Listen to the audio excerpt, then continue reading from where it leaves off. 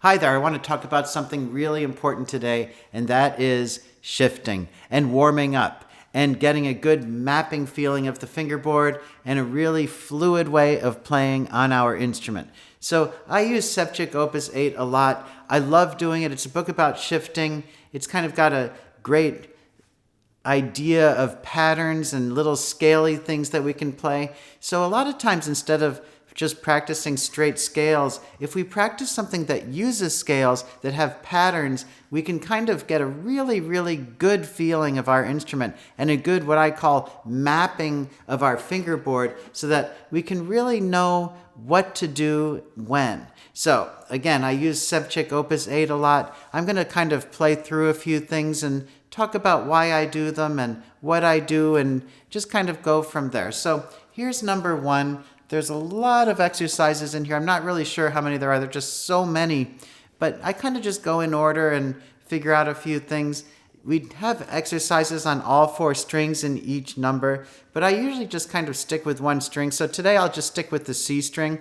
I love to do things on the C string because I can get a lot of good things to do with my sound, and I can make the sound better. I can get a nice thick, warm, rich, juicy viola sound when I need it. So here's number one, just a few things on the C string.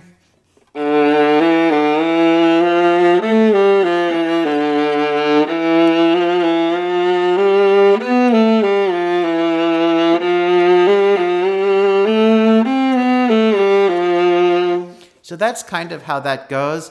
Let me show you what it looks like from the other side. And you can see how my first finger very strongly and securely shifts from one position to the very next.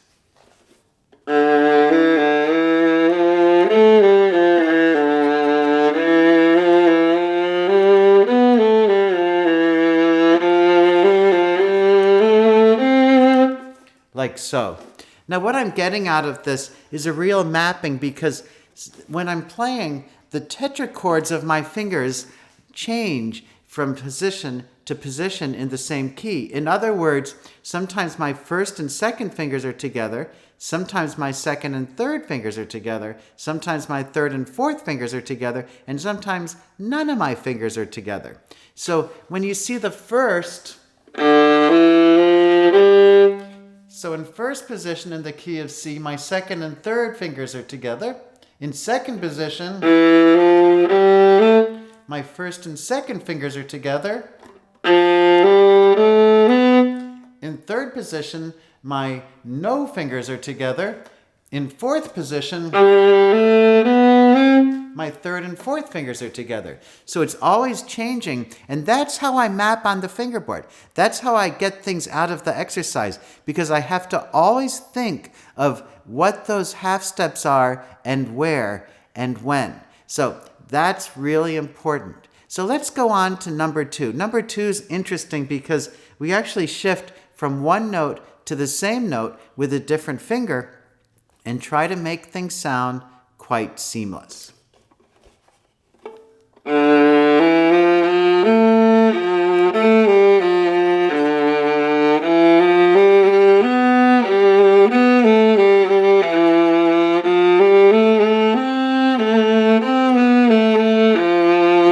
Like so. Now you notice that I'm actually making a shift, but you can't really hear it because I'm shifting to the same note. And I'm working really, really hard to make this seamless. Let me show you that number two from the other side.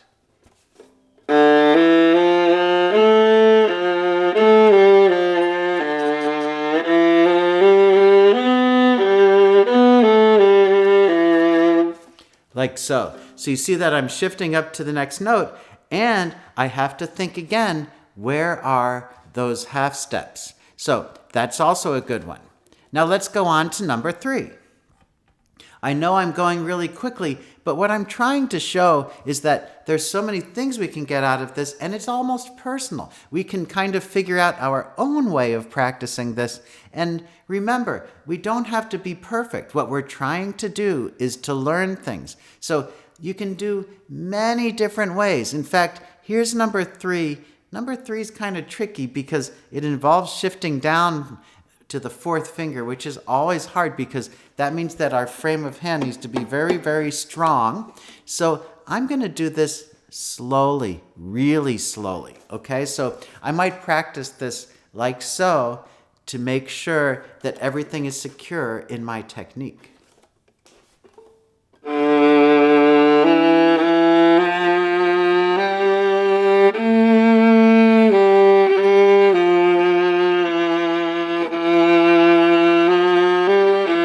Whoopsie.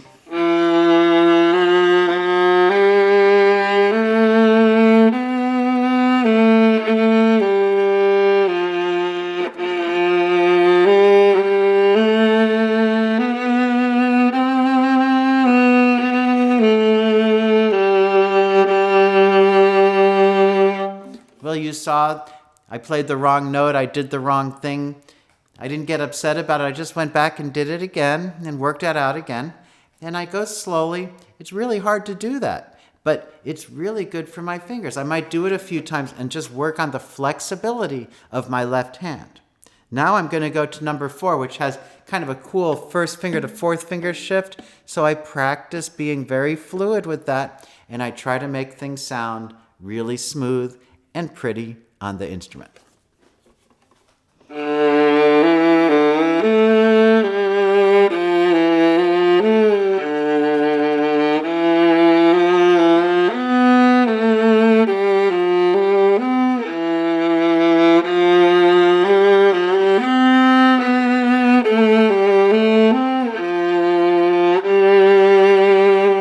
Etc.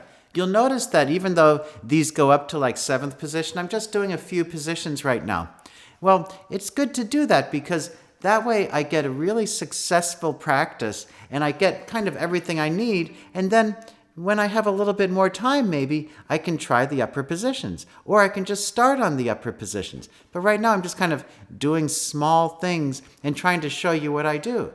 But if you have trouble with the high positions, do the low positions first. You don't have to play everything on the page. It's kind of like your own workbook, so you can kind of work at your own pace. And I just kind of do things. I try to make things have a lot of quality rather than the quantity when I practice. So the more quality that we get, the more we're going to improve. If we try to get too much quantity, sometimes we just get overwhelmed and frustrated and kind of don't want to practice anymore. So again, do a few little things. Even if you spent a whole day practicing like this,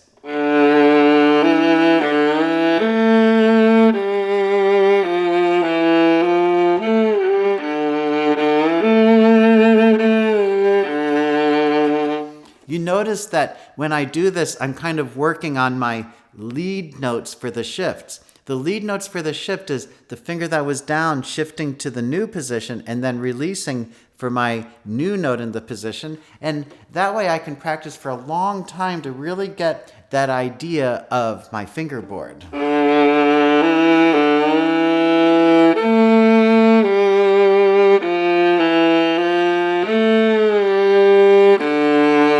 Like so.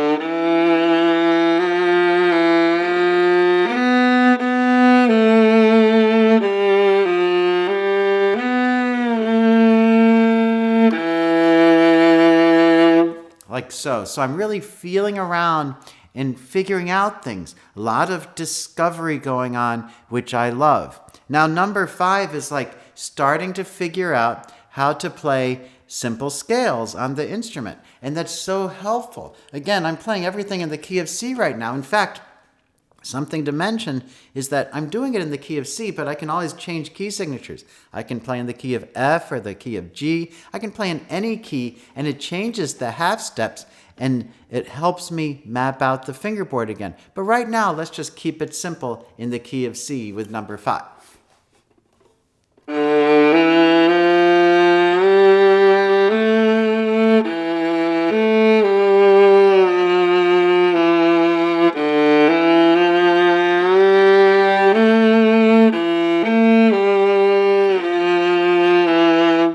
Here's something I'd like to talk about. I like to keep my hand in position. In other words, when I shift up, I'm going to keep all my fingers kind of together, like so. So they all come up as a unit. A lot of people do things like this.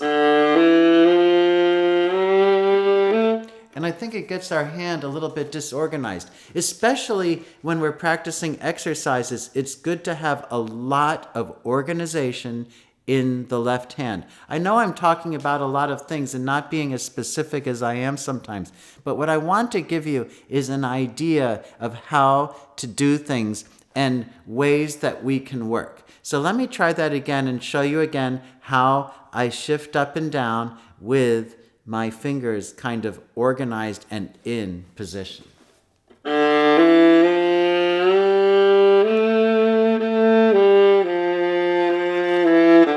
Whatever it is, I forget the notes. Let me read the music here.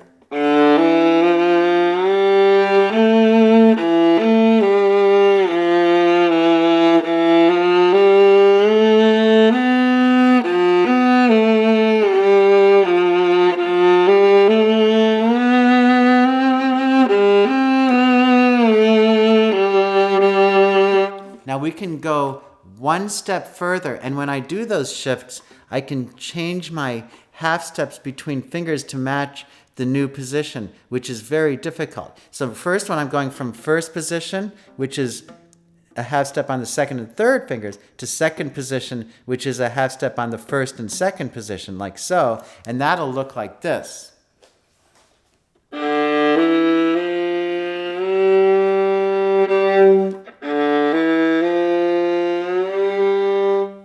And you'll see how I changed from that to that. That's a little more tricky. You see that? And when I go to the next position, I'll be going from here to here. So I have first and second together and then no fingers together.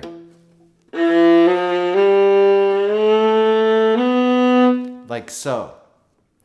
When I practice like that, you'll notice sometimes I only do the ascending notes and not the descending, so the first two beats, and I'll think about that really carefully, and that really helps me. So let's go on to number 6. Number 6 is interesting because I play the note and then I shift to it within a couple of notes like this.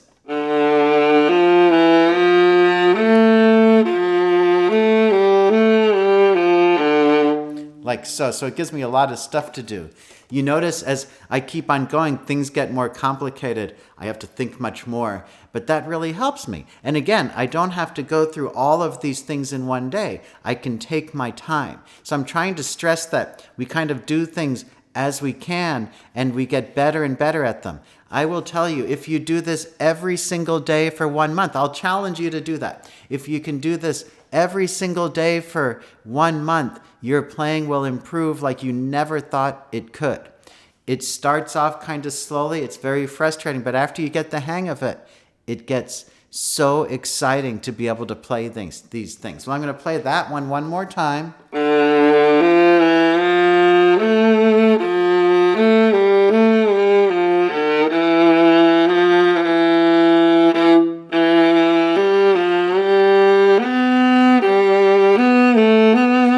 Like so. Anyway, I think you get the idea. I think the video's long enough. I think we can get a lot out of it. I should make another video that works with these things. But I really hope that these ideas and things will really help you and get started on your journey to really great fingerboard mapping and shifting. This is Sevcik Opus 8 Shifting. I hope you have enjoyed the video. And until I see you the next time, happy practicing.